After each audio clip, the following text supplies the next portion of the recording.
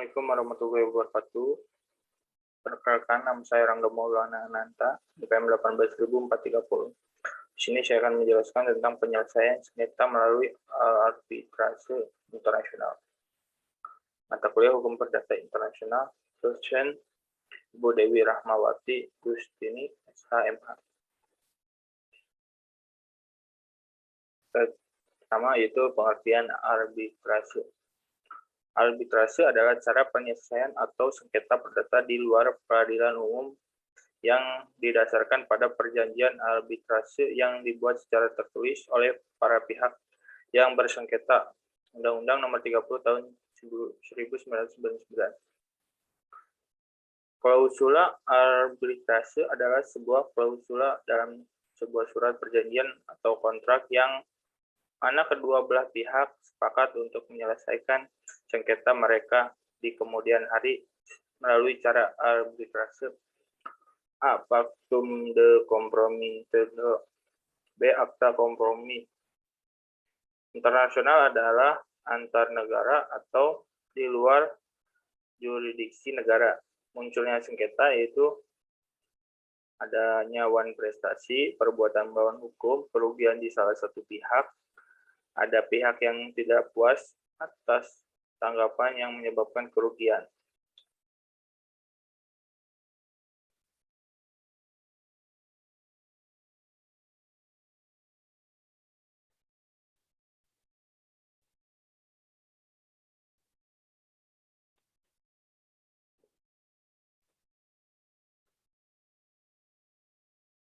Lalu pengaturan ketertiban umum dalam Undang-Undang Nomor 30 Tahun 1999 dan Perma Nomor 1 Tahun 1990.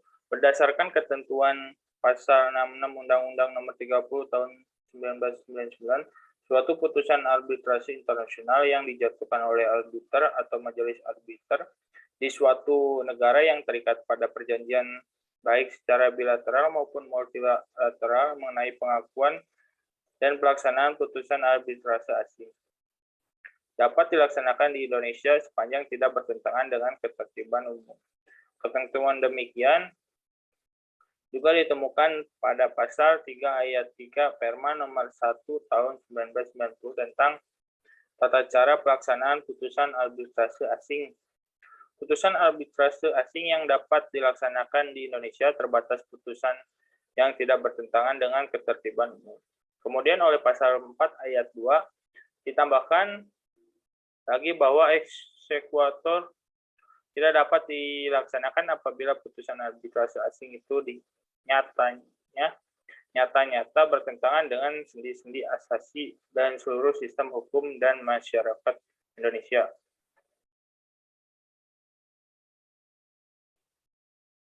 Dua jenis lembaga arbitrase. Itu lembaga arbitrase ad hoc merupakan lembaga yang dibentuk khusus untuk menyelesaikan perselisihan tertentu sehingga bersifat insidentil. Lalu lembaga arbitrase institusional adalah lembaga badan yang bersifat permanen. Contohnya BANI, BAMUI. Pelaksanaan putusan arbitrase internasional.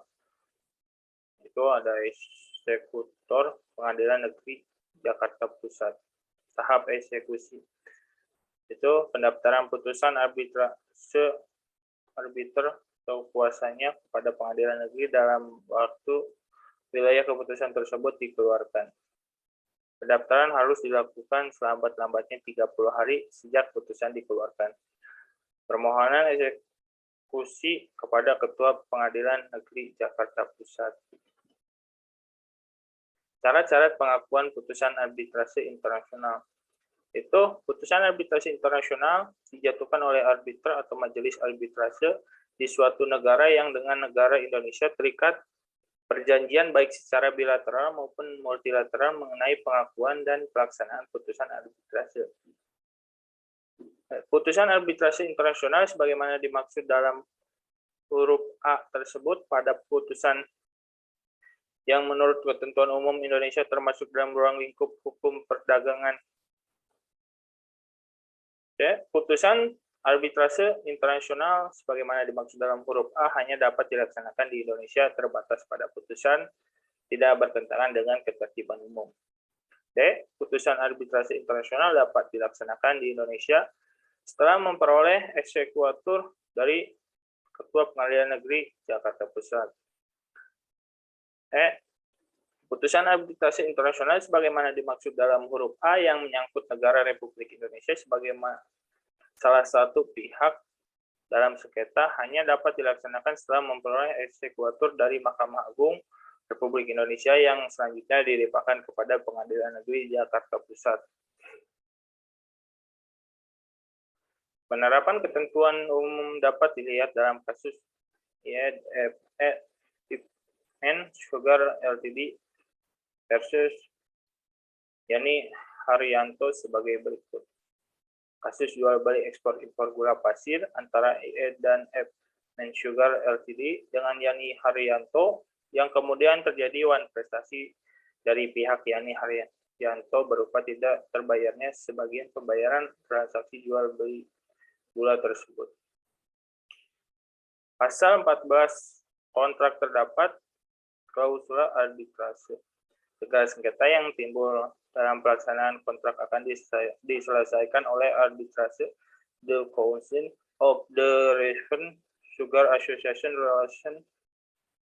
Relating of Arbitration yang berkedudukan di London.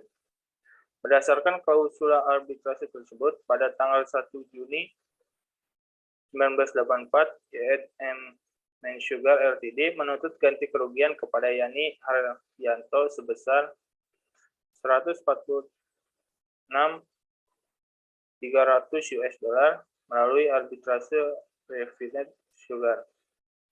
Tapi pihak Yani Haryanto juga mengajukan perkara tersebut ke pengadilan Inggris yang isinya memohon untuk pernyataan bahwa kontrak-kontrak tersebut tidak berlaku atau tidak mengikat dan putusan provisi untuk menunda arbitrase. Kedua perkara oleh para pihak diberhentikan dan kemudian dibuat perjanjian perdamaian yang isinya antara lain Yani Haryanto akan melepaskan kepada IE dan F-Men Sugar Ltd dana-dana yang dijaminkan pada saat penandatangan perjanjian ini. Dengan penandatangan tersebut, Yani Haryanto mengakui bahwa ia telah melepaskan dana-dana yang dijaminkan kepada IE dan F-Men Sugar Ltd pada perjanjian ini. Dan Yani Haryanto akan membayar kepada F-Men Sugar Ltd sejumlah 27 juta US dollar dengan angsuran dalam jumlah-jumlah dan pada atau sebelum tanggal di bawah ini, yaitu 31 Juli 1987 sebesar 5 juta US dollar, 31 Juli 1988 sebesar 9 juta dolar, 31 Juli 1989 sebesar 13 juta US dollar.